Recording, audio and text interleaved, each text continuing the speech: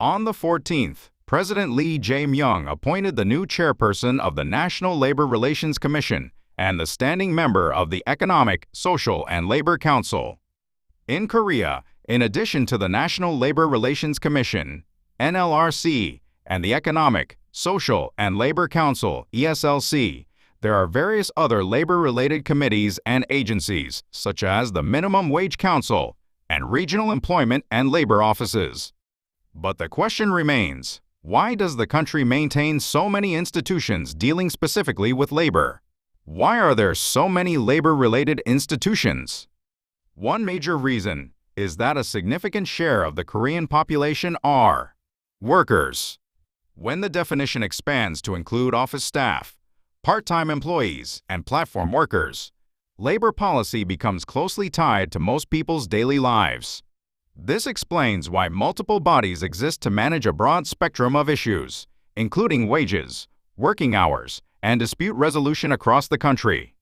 Furthermore, labor issues involve workers, companies, and the government, creating a complex structure of intertwined interests.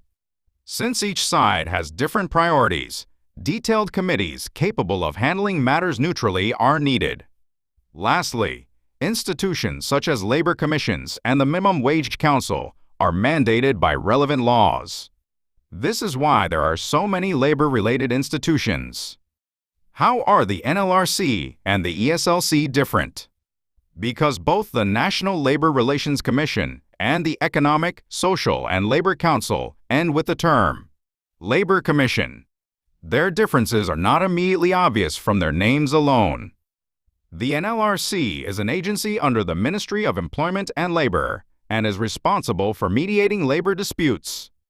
It reviews disputes such as unfair dismissal, unfair labor practices, and various other disputes between workers and employers' users. The NLRC operates under the Trade Union and Labor Relations Adjustment Act, which designates it as a quasi-judicial body.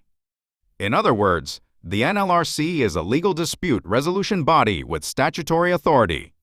In contrast, the Economic, Social, and Labor Council, created under the Act on the Economic, Social, and Labor Council, is separate from the Ministry of Employment and Labor and instead operates as a presidential committee where unions, employers, and government officials come together to debate national labor, social, and economic policies. It likewise serves as a public arena for discussions about working hours, wage structures, and pension matters. In other words, while the NLRC delivers rulings on disputes that have already arisen, the ESLC focuses on discussing wider policy frameworks in advance, helping ensure that a more sustainable and healthy labor culture can develop and take root in the years ahead. The reason various committees and institutions coexist in the labor sector is that each organization has different functions and purposes.